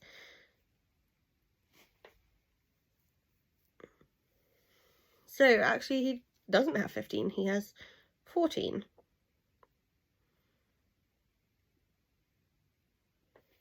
So he has 14 machines, and let's figure out how many hours that would take. So 270 hours is what is needed in total. We have already used 56 machine hours and 36 machine hours. So 270 take 56, take 36, leaves me with 270 take 56, take 36, 178 machine hours. Okay, so after 5 PM, 178 machine hours are left that need doing, and I have 14 machines that can do that. So if I do 178 divided by 14, 178 divided by 14 is, oh, I hate it when it's not a nice thing. It's 12.714285 recurring hours. So from 5 PM, an extra 12 hours would be 5 AM. So that's 12 hours. And then let's convert this into minutes. So 0.714285 recurring times by 60 is 42 minutes. 42 minutes 0.85. So let's just round that to 43. So 5 AM, 5:43 AM is when all the machines will be ready. Now in your exam, I highly doubt that they'll give you an ugly number like that. So it will complicate the last bit less. So essentially, first thing you want to do with a rate of output kind of question is work out what the total machine hours would be. So if it was just one thing working, how long would it take? If the question is about builders, saying it takes like 20 builders 5 days to build a bathroom, figure out how long it would take one builder by just doing 20 times 5. So you know, it would take one builder 100 days. Okay, so next we've got pressure. The formula for pressure is force over area. So the dimensions of a coffee table are shown below to the nearest tenth of a metre. Unfortunately, this is a pressure question with some bounds thrown in. So to the nearest tenth of the metre, so 0.8 to the nearest tenth of a metre would be to the nearest 0.1. So the bounds would be 0.75 is less than or equal to x, which is less than or equal to 0.85. So it's been rounded to 0.8. So the lowest possible value it could be would be 0.75. I've done that the wrong way around. So it could be equal to 0.5, but it cannot be equal to 0.85. Okay, so the lowest it could possibly be is 0.75 before it gets rounded down to 0.7, and the largest it could possibly be is 0.849999 recurring, but because I don't want to write recurring things, I just write it as less than 0.85. So the upper bound of the pressure, so I want the upper bound of the pressure.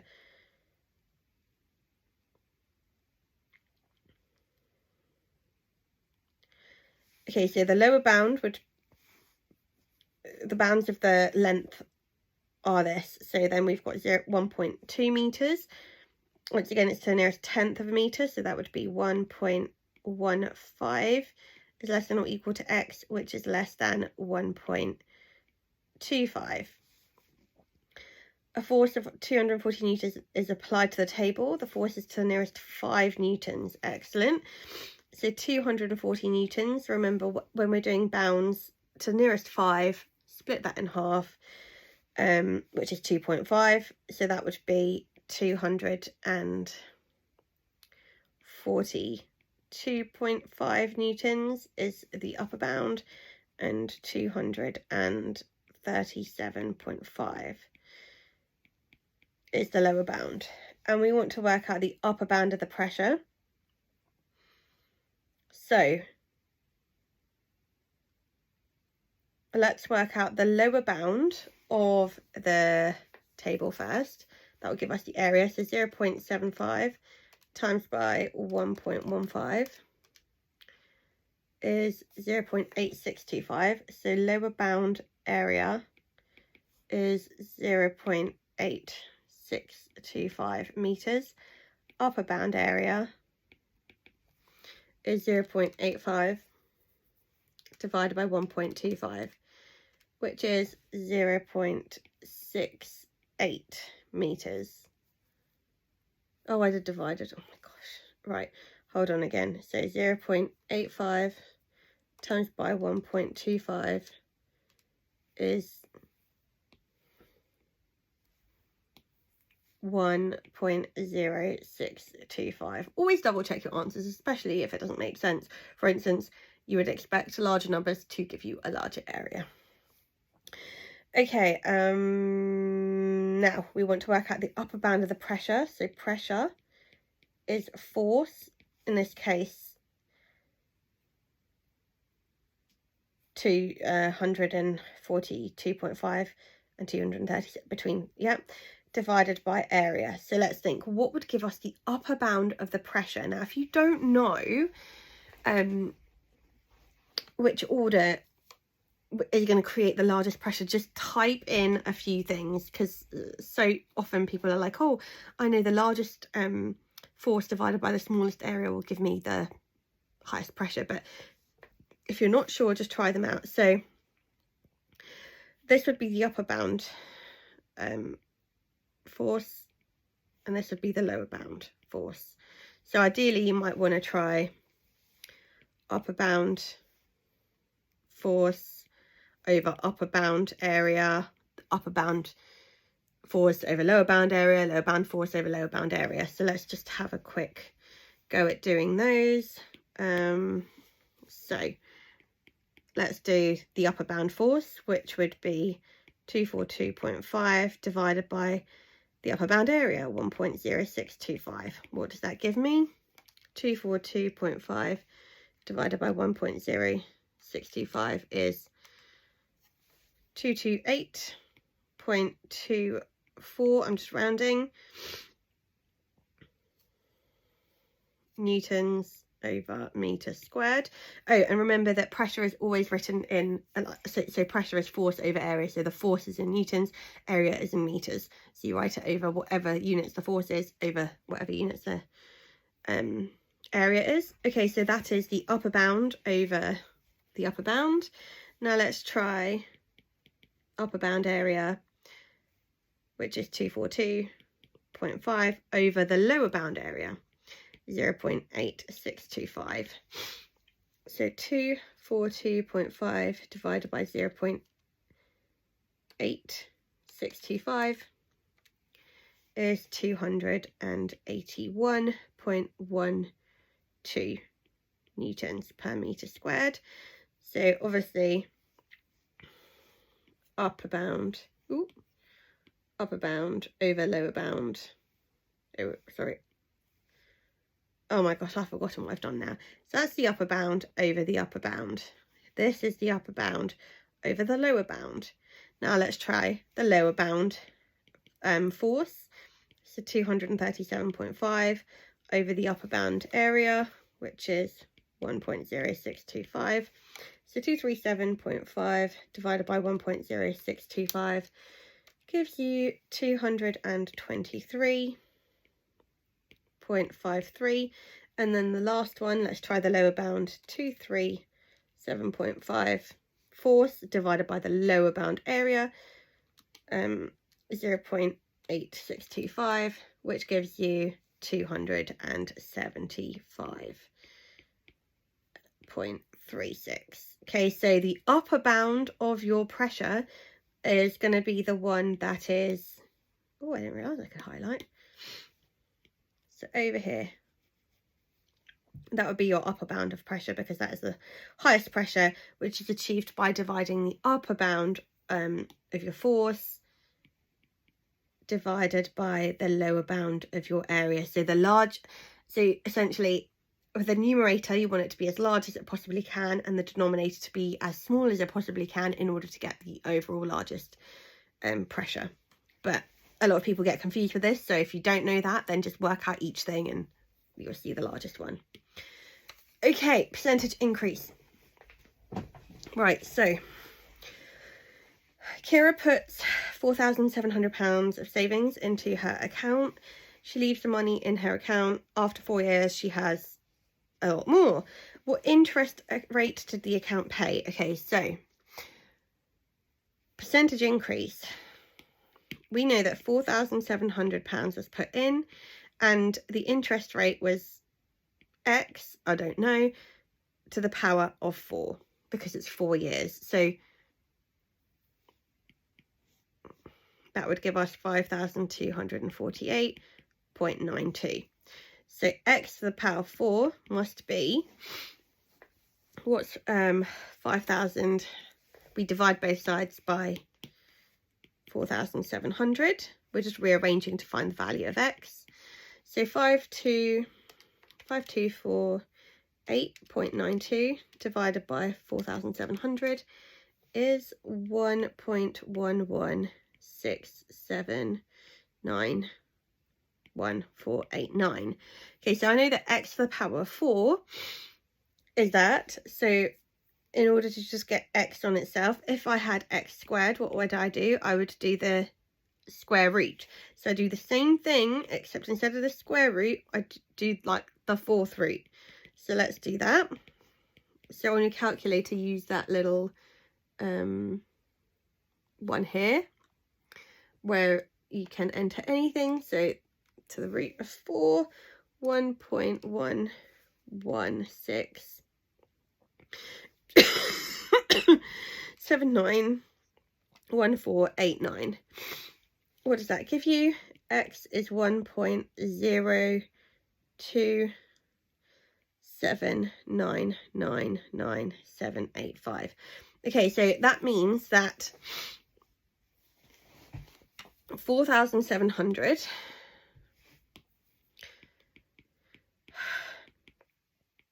times by 1.0279, blah, blah, blah, blah, to the power of 4 gives you £5,248.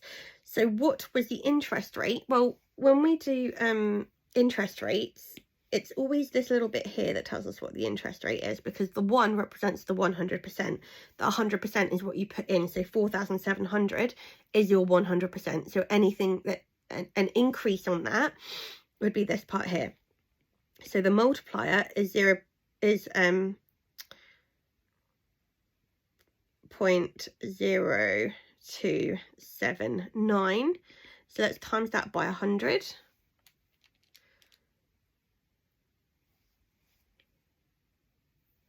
Which is 102.799. So fourth, you didn't actually need to times it by 100. You could have just said that the you times, oh my gosh, I'm tired. You times the 0.027, just this part. You times that part by 100, and that tells you what percentage it is. So the interest rate, or the percentage increase, is 2.799, so forth. You can write out the whole thing if you want. It doesn't say percent. Okay, so percentage multiplier, hopefully you feel confident with compound interest. If not, then well, let me know and I'll do a separate video covering it. Okay, so percentage decrease. Paige buys a car for £20,000. Casey buys a car for £18,000. 3 years later, Paige's car has decreased by 18% and Casey's car has decreased by 14%.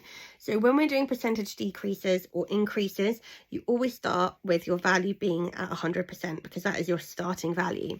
Now, Paige's car has decreased by 18%. So what we do is, to work out our percentage multiplier, we can just do 100% take away 18%. So 100 take 18 is 82%. So after 3 years, Paige's car is worth 82% of the original. So what you want to do is work out 82% of 20,000. Now, the quickest way to do that, especially because this is a calculator paper, is just to use the multiplier. Now, the multiplier is just created by doing what I said. So it's decreased by 18%. 100 take 18 is 82%. What does percent mean? It means out of 100. So 82 divided by 100 is 0.82. And that's how you calculate your percentage multiplier. We do the same thing for Casey. So 100 take 14 is 86%. Let's do it in a different colour. So 100 take 14 is 86%. So we're trying to work out 86% of her car. So we do 18,000 times by 0.86. So let's figure out who has the better value. So 20,000 times by 0.82. Paige's car is worth £16,400 and Casey's car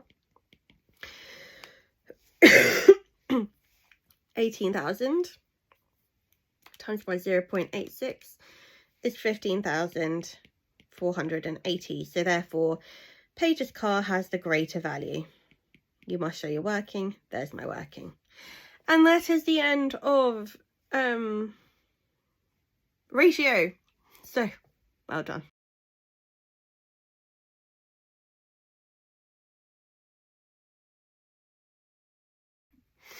Okay, so on to statistics, one of the final two topics. So here we are being asked to do an estimation from a sample. Now, all that means is that you obviously are not going to go out in a wildlife reserve and count every single animal or flower, because that would be incredibly time consuming. But what you can do is mark some of the animals that you do catch, let them out back into the wild, and then when they do come back again, see how many of the ones that you've captured are tagged.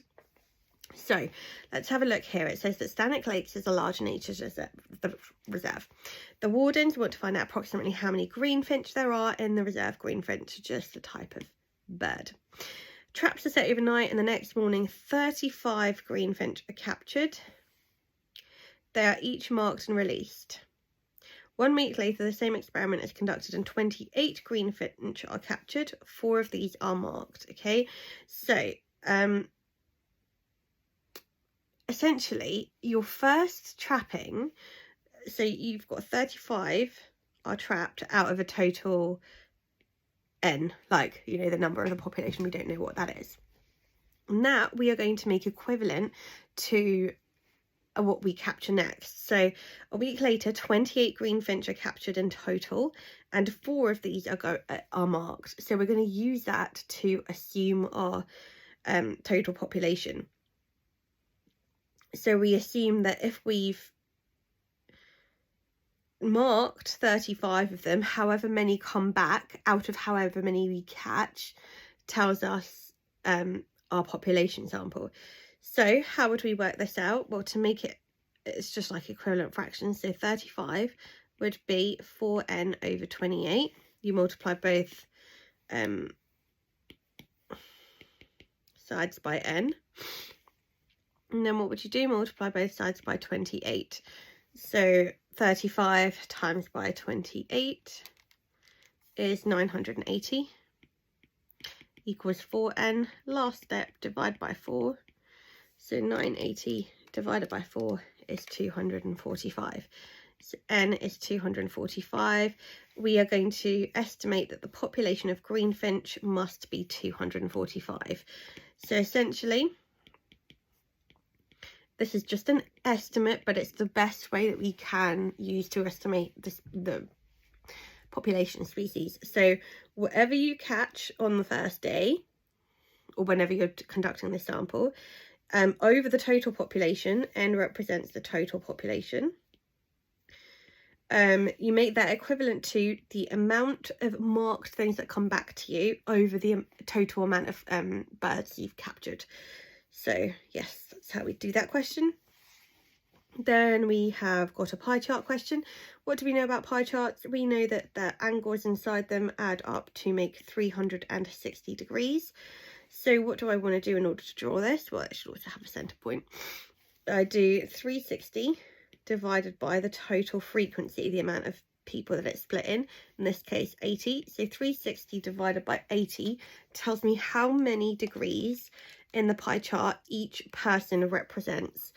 Now 360 divided by 80 is 4.5 degrees, so therefore one person in this study represents 4.5 degrees.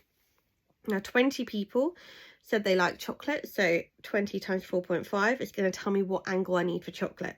Same with vanilla, same with mint, same with strawberry. So let's type that all out. 20 times by 4.5 is 90.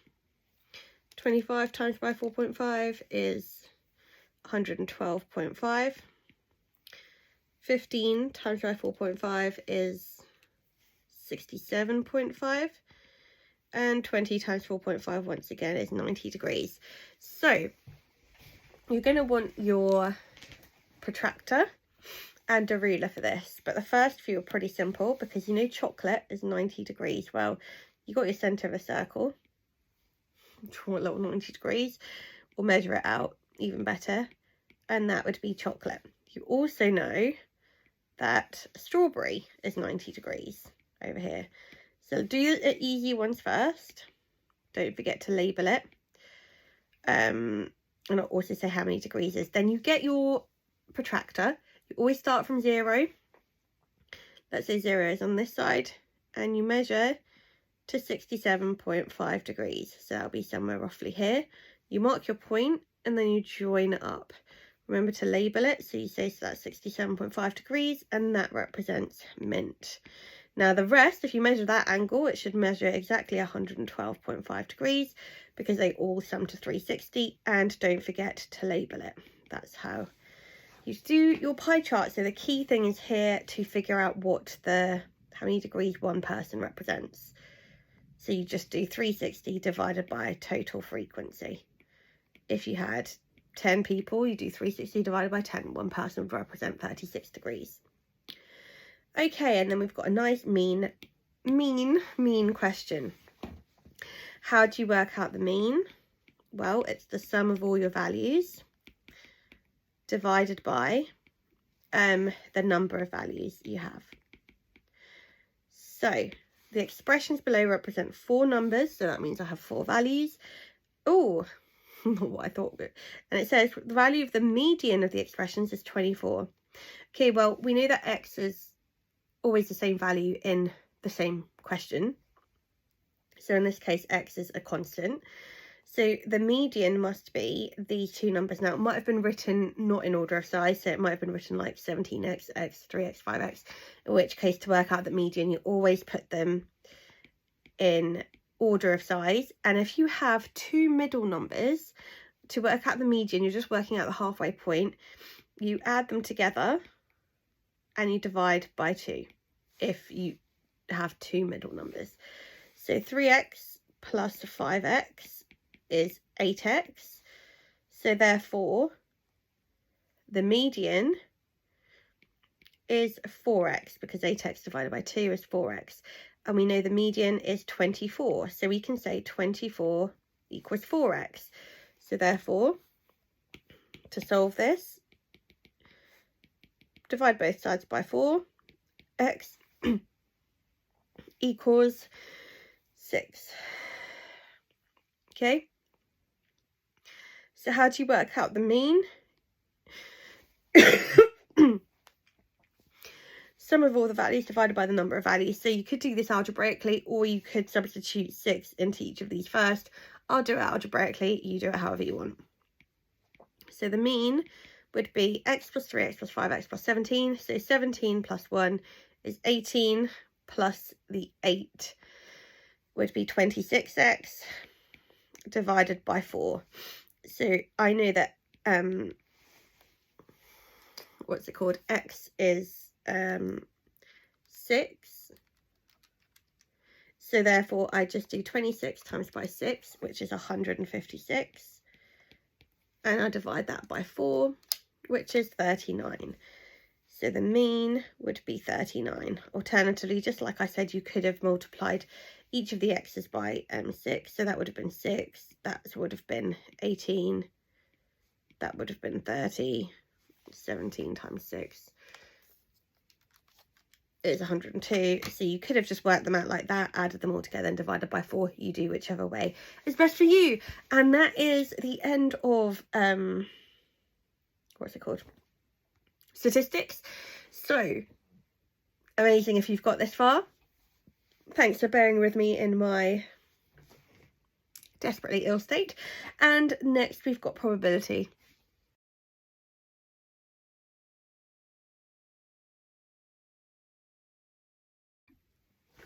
Okay, so let's start probability off with relative frequency. Now, all relative frequency means is the probability that thing would happen out of the information that you've been given.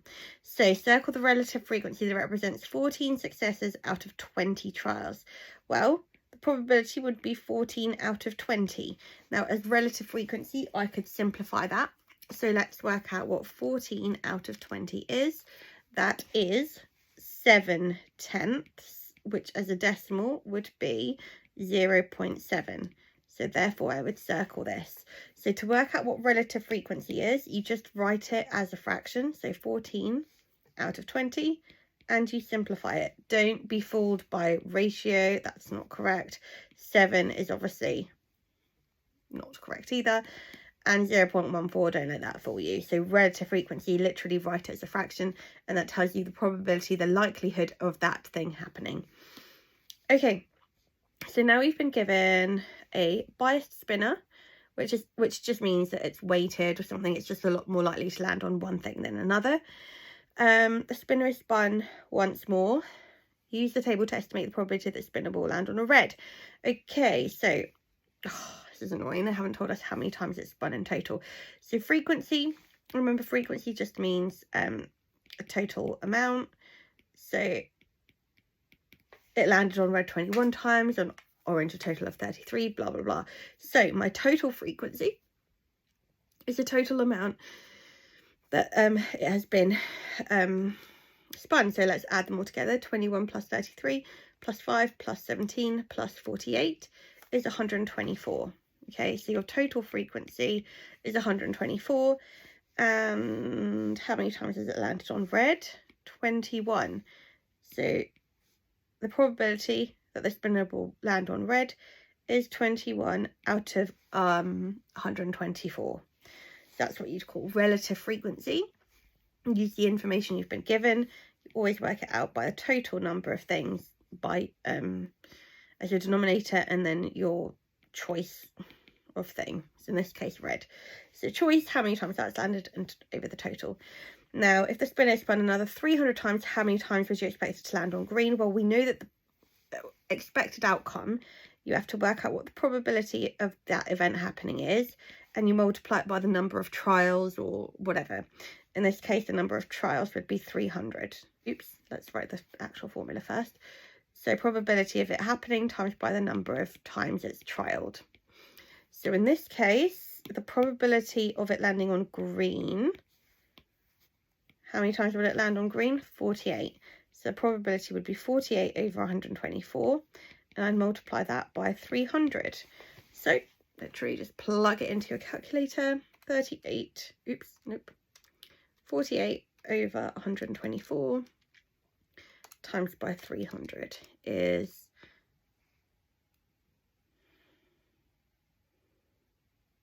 48.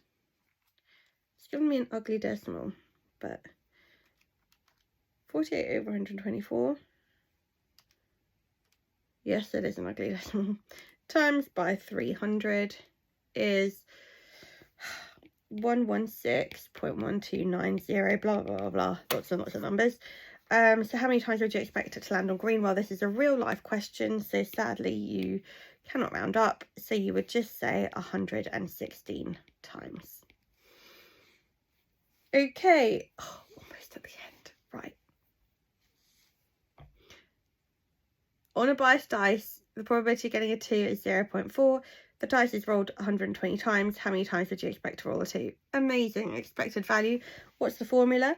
Well, the formula is the probability of it happening times by the number of trials. So the probability of getting a 2 is 0.4.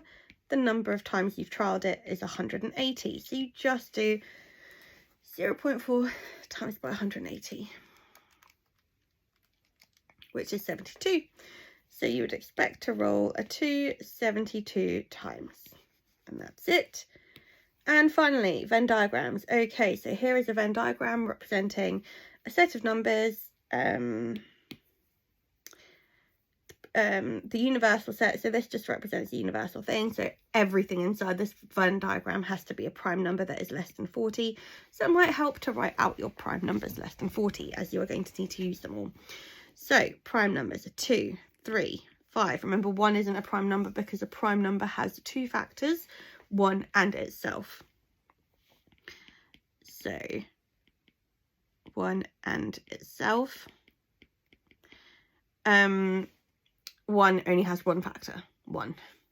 Okay, so 2, 3, 5, 7, 9 is not a prime number because 3 times 3 makes 9. 11, 13, 15 is not either. 17, 19, 21 is not. 23, 25 is not. 27 is not. 29, 31, 33 is not. 35 is not. 37.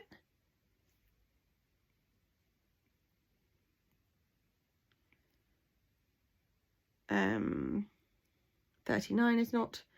41. Oh, no, that's it. It says the prime number is less than 40. I'm very tired, so I hope that these are all the prime numbers. If not, then, well. Okay, so just remember that 2 is the only even prime number. Anything in the 5 times table won't be prime because it's divided by 5. Anything in the 3 times table for similar reasons. So complete the Venn diagram to show this information. Okay, so all these numbers need to fit in this Venn diagram. The ones that fit into A and B, that would be in this part here, the intersection. So 2 appears in both, so I'm going to put 2 here. 3 also appears in both, so I'll put 3 there. Anything else? 17. Okay, so in here we've got 2, 17 and 3. And let's complete the Venn diagram. Well, let's label that one A and that one B. So what's left over for A? I have 23 and 37. And then for B, I've got 11 and 31. So let's just cross out everything we've used. We've used 2, 3. Oh, what's happened here? I don't know. Have we used 5? Nope. So 5 is going to go on the outside. If we use 7, nope. So 7 is going to go on the outside. 11 we've used. 13 we haven't used, so 13 will also go on the outside. 17 we have used. 19, so 19 will also go on the outside. 23 we've used. 29 we haven't used, so that'll go on the outside. 31 we have used, and 37 we have used. Okay, so that is how we'd fill out that Venn diagram. The key thing is that we know what our prime numbers are. Okay, so how many prime numbers are under 40? Let's count. 1, 2, 3, 4, 5, 6, 7, 8, 9, 10, 11, 12. 12 numbers in total. So let's just double check that that is how many we've written in here. 1, 2, 3, 4, 5, 6, 7, 8, 9, 10, 11, 12. Good. Okay, so complete the Venn diagram. So my phone died, so I'm going to try and just voice over what I already did. Okay, so we know that there are 12 numbers, and now I'm going to explain what this means. So this represents A union B, which is essentially the union of A. This is really weird trying to voice over what I've already done, but essentially if you've got that sign that looks like a U, you can remember it as A or B, like A or B but with a U, and it could be what is in the section of A or B or both. Okay, so that is called A union B, and if you drew it as a Venn diagram, it's every single bit inside the little circles. The second type of notation that you really need to know is A intersection B, the intersection of A and B, and the intersection literally just means the bit in the middle, the bit where A and B intersect and overlap. So the things that are in both A and in B. So in this case, it would be just that little middle bit. One way to remember it is the union looks like a valley, and we're in England. Maybe if we, you know, take the whole kind of Great Britain into account, there are a lot of valleys. It looks like a little valley. Okay, so there are a lot of valleys, so that's why A union B is absolutely everything. I've gone a bit faster than I'm talking. Okay, point is A union B represents everything inside. There's 7 numbers in total. Oh, I'm going really fast. So it'll be 7 out of a total 12. Then you've got A intersection B, which is what is in A and in B. There are 3 numbers in both out of a total of 12. So the probability would be 3 over 12. And then when you've got that little dash for the third thing, that just means what's the probability of it not being in this section. So B, the whole section is that like circle. And the probability of it not being in B is everything else. So look at what I've just shaded. That is what the not B would be. So everything that is not in B. So there are 5 numbers in B. How many are not in B? 7. So the probability of it not being in B. Okay, so well done. You have reached the end of the video. It is not my best. I am not feeling well at all. So if there was something that I didn't explain in depth, or you want a little bit more explanation on, let me know and I'll make a separate video for it. But otherwise, good luck, and hopefully you found something helpful in this.